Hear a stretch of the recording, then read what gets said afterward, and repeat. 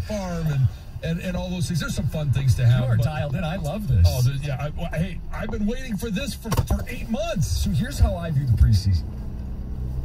The summer is a desert. And it's not going to be the most refreshing beverage in the world. This is still preseason football. But when you're parched, when you're thirsty, you'll take just about anything.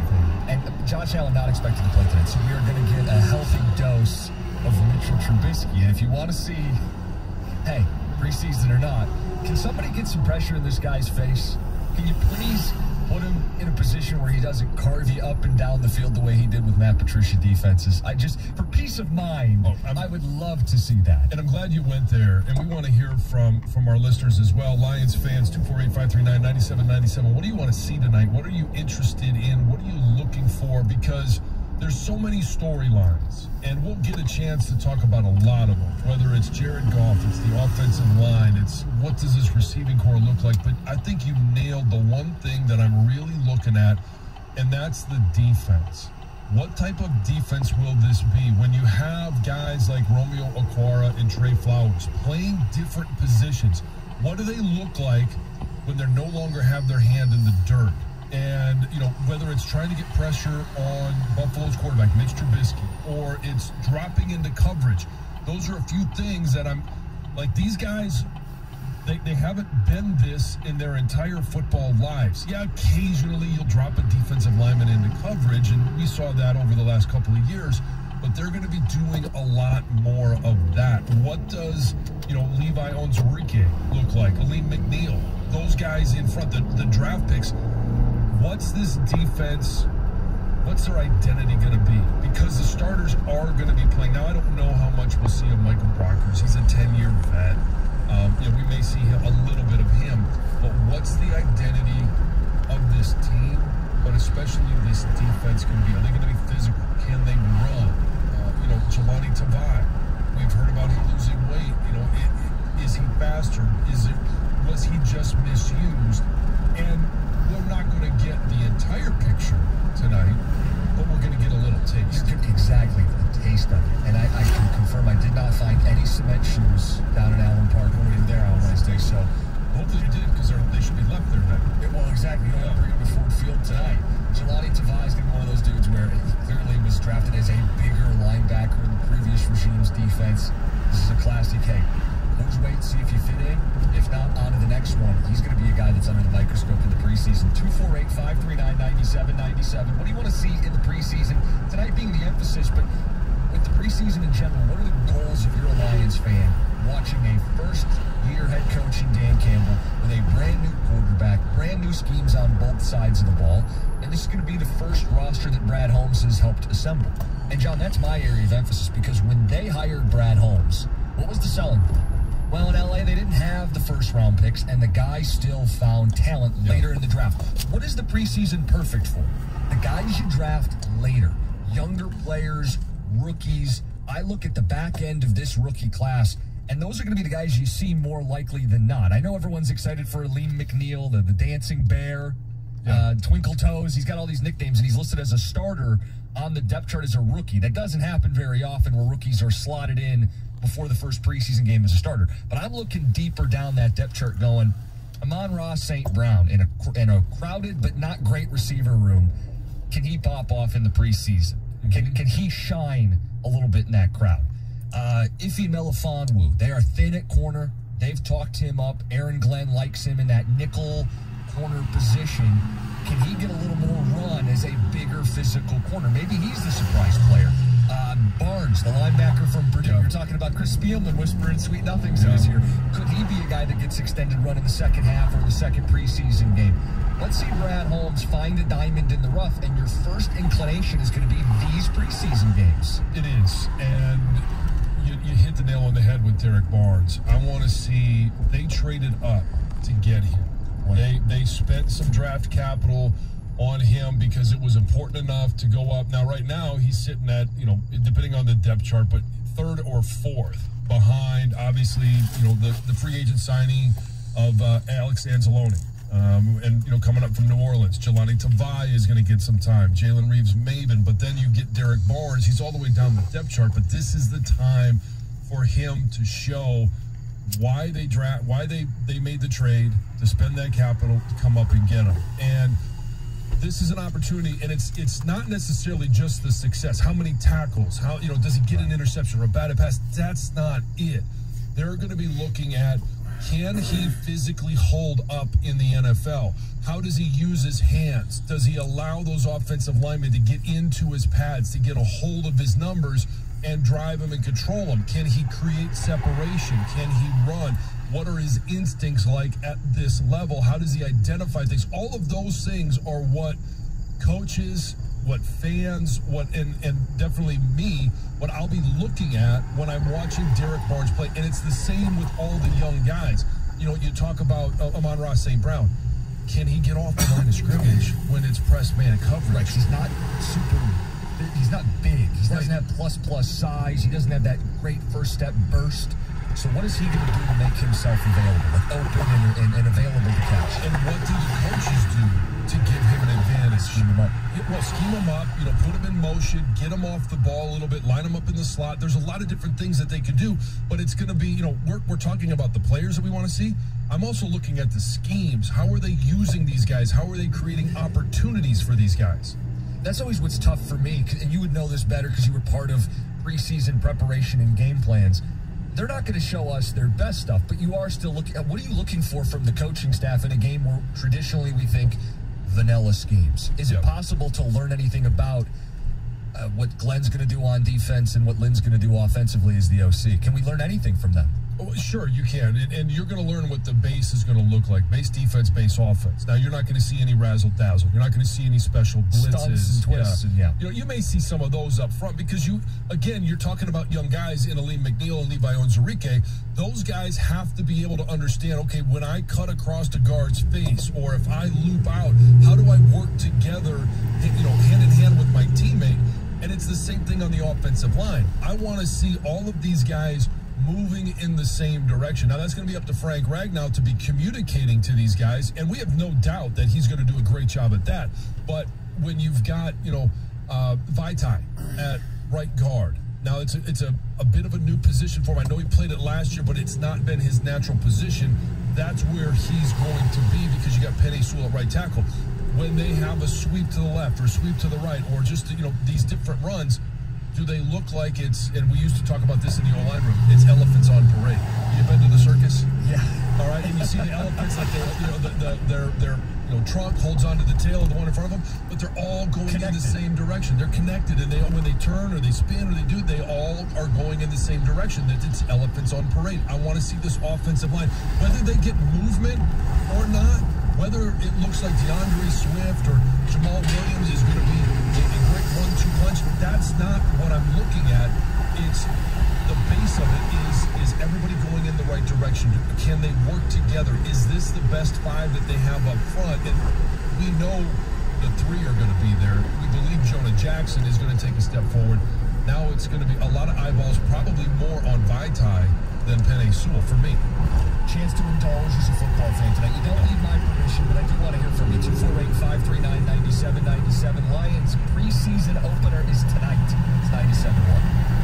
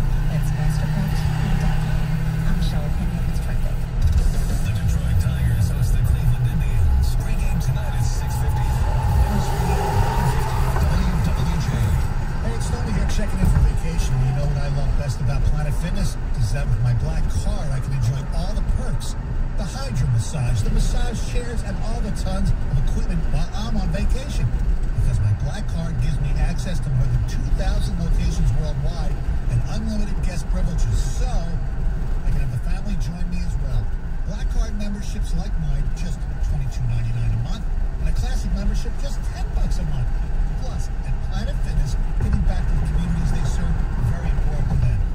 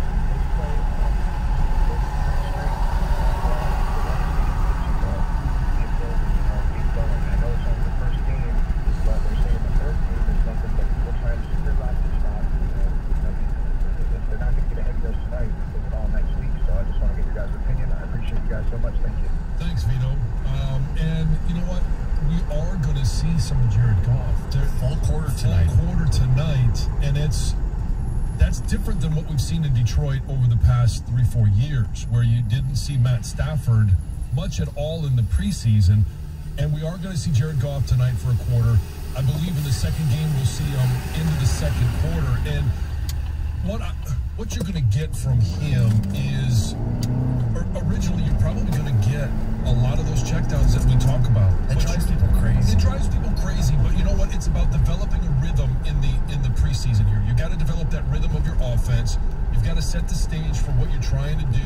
Your receivers got to know. Your offensive line's got to know. The running backs. Everybody's got to understand of the feel and the concept of the offense. But I also believe in the preseason, because stats will be erased.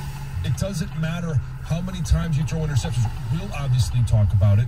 But Jared Goff is going to take some shots, because he's got to learn who his deep threat is going to be. And it's about timing. Game speed is different than practice speed. Is it Tyrell Williams? Is it Brashard Perriman? Is it Quintez Cephas? What does Amon-Ra St. Brown? All of these guys are going to be out there, and they're going to want to have that impact moment in the preseason, because you're, again, Quintez Cephas, right? He got some play last year, not a ton, but in the second season for him, it could be that opportunity to, I don't want to say breakout season, but break out in terms of his NFL career. Hey, I'm on the scene. You got to pay attention to me. And in the preseason, to be able to get downfield, that's going to be huge. And it doesn't matter if Jared Goff, if he throws 10 deep balls and 9 of them are incomplete, I don't really care. I just want to see him take those shots. If he throws 10 deep balls and 4 of them are interceptions, again, I don't really care, because I know what it means and what it doesn't mean. But it's a signal that he's willing to do that. He's trying something new. He's trying something different, and he's testing his receivers. He's testing himself as well. He's going to be a person that people put a big emphasis on, right or wrong, the way it works with the quarterback position. We've seen it in this town. You'd see it in every town. Well, the question is he the guy, or is he the bridge? And I don't think you're going to answer that in the preseason. No, you're not going to answer it tonight. Another. No, but that's going to be the conversation. It's always going to be the ongoing. conversation. And it's just one of those, hey, file it away, because what you talk about, stretching a defense, can he do that? Because if this offense is going to be dink and dunk, and he loves TJ Hockenson, and we keep hearing about he should. Hawkinson's the best pass catcher on the team. But when you talk about winning football games, can you make those big throws down the stretch? Can you make the big play? Because it's one hell of a burden to look at your offense and say, we got to put together a 12-play drive. We got to convert 3 third downs or 4 third downs, including one in the red zone, to score a touchdown. That's a big burden if your offense doesn't have that explosive playability. He's going to see some stacked boxes this year. I don't know about tonight's preseason, but they'll see some stacked boxes this season. Can he make that throw one-on-one? Does he have a receiver capable of winning one-on-one? Right. That's what I would look for the offense. Who are the guys he trusts? Who is he building a rapport with? That I think you can take out of the preseason. You can't necessarily extrapolate too much, but you do want to see, does he have preferred targets? Does he show off a little bit of the arm strength that I think people are questioning right now, based on what they've seen in limited training camp and the dunk and stuff like that? And it's about the accuracy downfield as well, because we also know that there's, we don't know much about this receiving group. And if you ask, around NFL circles and around fans, the big question mark on offense is, do they actually have anybody on the outside that can make a play? So for Jared Goff, it's not necessarily about the completion. Yeah, you've got to find a way to get the ball to your guys that are on your roster now.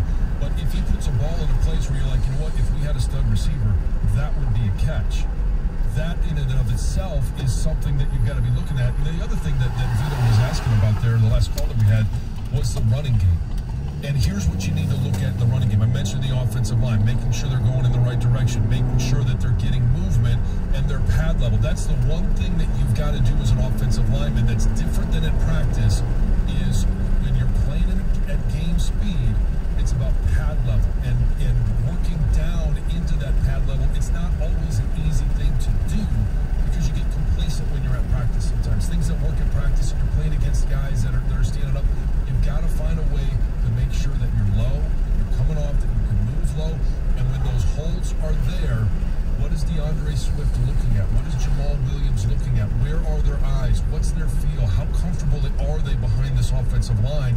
And if you can start looking at, hey, a 3-yard run here, it may not be pretty, it may not be beautiful, but those could be really good runs that when you do get to that opener against San Francisco, 3 or 4 yards on a carry is going to be a big deal.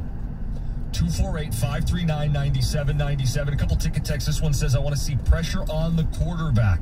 Defense stopping the run, winning the line of scrimmage, and then on offense, I want to see a push up front, basically a push up front to summarize the ticket text.